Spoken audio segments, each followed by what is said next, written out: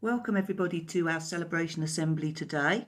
Got lots to think about today, and I'm going to show you a picture.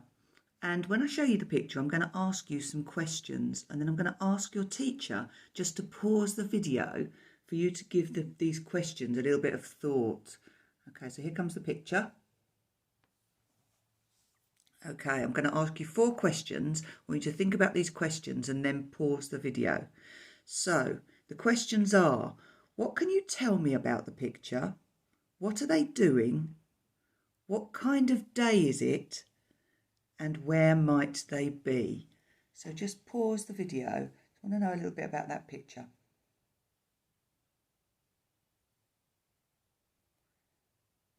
So we've got a little boy, or it might be a girl, riding a bike. It looks like there's an adult next to them, and the adult has got a hand on the child's back. Okay, so now let's think a little bit deeper about the picture. And I've got a few questions just for you to pause and think about.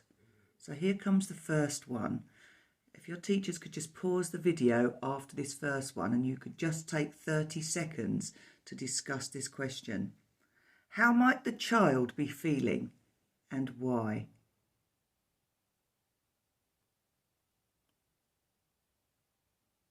Second question. Does the child want to feel safe or adventurous?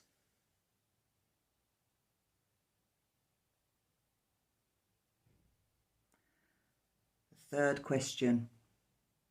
How might the adult be feeling and why?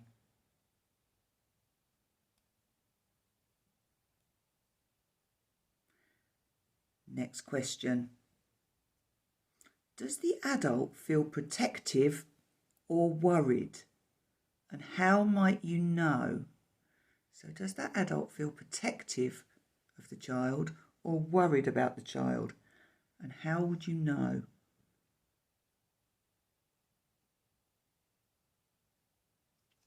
Next question. What will happen when the child gets to ride the bike by himself?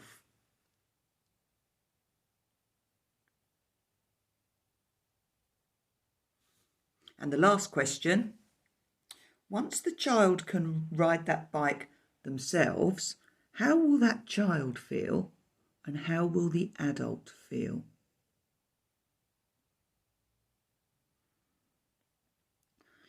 Okay, so lots of suggestions there.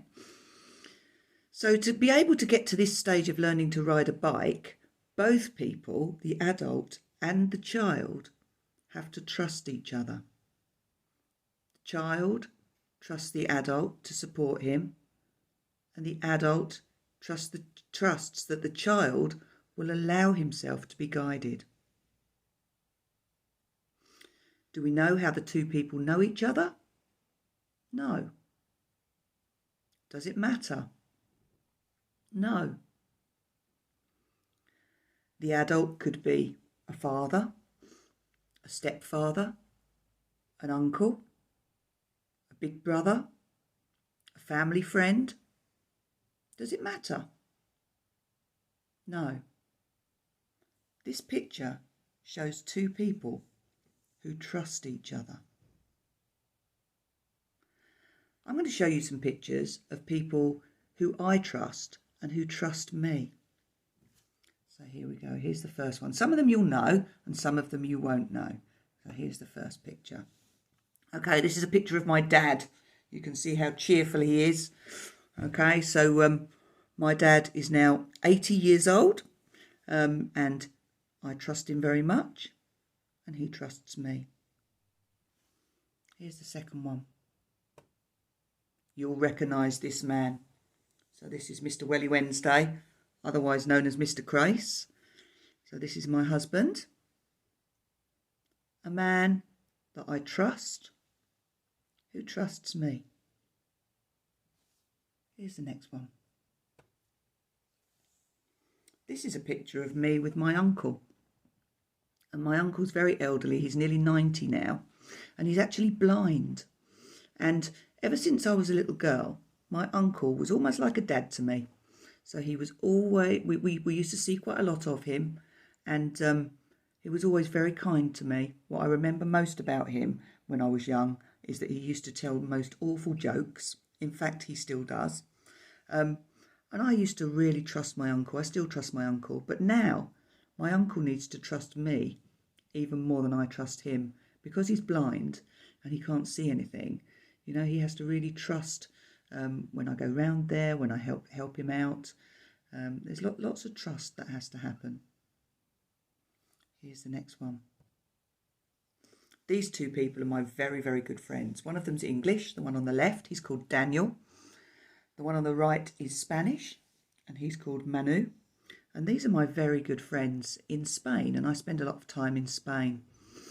And when I first went out to Spain, I spent the whole 6 weeks out in Spain, and I was completely on my own. And these two friends of mine, well, they weren't friends at the time, they were strangers, but they owned a bar in Spain. And they invited me there after I'd been there once. They said, come down every day for coffee and we'll look after you. We'll introduce you to lots of people and we'll just generally look after you. I really trusted them, and they introduced me to lots of people and looked after me really, really well. And they've become very, very good friends. And in fact, this picture here was taken on their wedding, which I went to in Spain. So two friends that we trust each other. And this one, you'll recognise this man, I'm sure. So this is P.T. Carl. He's been my coach for the marathon. He's been a support to the school. He's really been a very good friend to me over the time that I've known him. And I trust him very much, and he trusts me. So all of those people that I've shown you pictures of are people that are very important to me, very important. People that have supported me through my life, and people who will continue to support me. Take a moment to think now. Who is it that supports you? Is there somebody special in your life that supports you? Someone that trusts you, someone that you can trust, someone who, if you were on a bike, you would want behind you. Just pause the video and take a moment just to think, and maybe to share with each other somebody that you really, really trust. This Sunday is called Father's Day. It's a good opportunity this Sunday to think about someone in your life who's really important to you. Someone you can trust. Someone who guides you. We don't all know our fathers. We don't all have stepfathers. But we all have somebody in our lives that we can trust. I just want you to think about who that person might be. Just think to yourselves.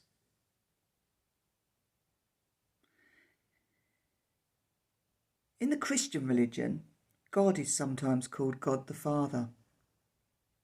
I wonder why that is. Perhaps it's because Christians believe that God is the Father of Jesus. Or perhaps Christians look for guidance and support from God. Or perhaps Christians put their trust in God. When Christians worship, when they go to church or sing or pray, it's a way of showing their love for God. It's a way of saying thank you to God for all he does for us. I wonder if there's somebody that you've thought of today. Doesn't have to be a father, but just somebody that's important to you. How are you on Sunday going to make sure that that person feels appreciated?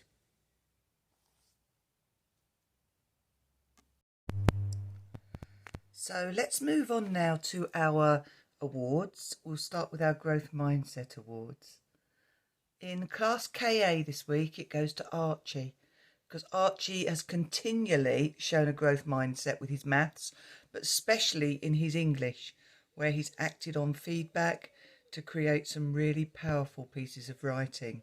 Well done, Archie. In EW, it's Christiana. Christiana's worked really hard this week. She's shown great perseverance in her Read Write Inc., challenging herself to add description in her sentences. She's worked really hard with reading set 2 and 3 sounds in the additional sessions that she's had in the afternoons, and been lovely, Christiana, to see you really enjoying reading recently. In class PO, it goes to Ivy. Ivy's shown great determination to use her cursive joined up handwriting. She wasn't used to it from her last school, but she's learnt it and she's really, really, really embraced it. So well done. Initially, she had neat handwriting, so it frustrated you, I know, Ivy, to have to change the style. But that's brilliant. Well done. In class RC, it goes to Dexter. So Dexter's worked really hard in maths this week, and he's inspired other children on his table with his positive attitude towards maths. He's shown great growth mindset at the Woods. Noticing, and we've all noticed how he's encouraged his team members to help each other as they started to build an Anglo-Saxon house. So well done, Dexter. In class LF this week, it goes to Thomas. Thomas worked really hard on Monday using his wonderful imagination in his writing. English isn't his favourite subject, but he persevered and did a great piece of work. So well done to you, Thomas. In class JA this week, it goes to Finley. So we've been really impressed, Finley, with the way that you've been trying with your writing, especially when you have to hold a sentence. Finley, you listen really carefully, you can learn from your mistakes, and you're understanding how to fix your writing when you make a mistake. So well done to you, Finley. In class DB this week, it goes to Clayton for his English work on Wednesday. So on Wednesday, he was able to share his understanding of subordinate and coordinate clauses and give examples during whole class discussion. He was then able to answer additional questions about the text. So well done, Clayton. And this week in class LB, it goes to Vienna. So Vienna's shown a really positive attitude last week when doing her multiplication tables check. She was really nervous, but worked really hard and was really determined to do her best. So well done, Vienna, and well done on how much you've been learning and working on learning your tables too. 3C's award this week goes to Liam. Liam, we're really proud of you this week because you've been especially kind. In fact, it was last week that Mrs. Doyle came to me and said Liam must have the 3C's award. He's been so kind to another child in school when she'd hurt herself, bringing her down to the office, sitting with her and showing her fantastic kindness and compassion. So I'm really, really proud of you, Liam. Well done. So I hope you have a nice weekend this weekend. I hope you're able to really think about somebody on Sunday that means a lot to you and is special to you, whether that's your dad or somebody else. We're going to finish with a prayer today, and we're just going to say a prayer about being considerate to other people. Heavenly Father, thank you for the people in our lives that we can trust. Help us to recognise how important it is to trust people and to have people be able to trust us. Help us to remember this weekend the people who look after us. Help us to say thank you and notice the nice things that they do for us. So as we move this weekend into Father's Day, help us to really show that we care. Amen. Have a lovely weekend.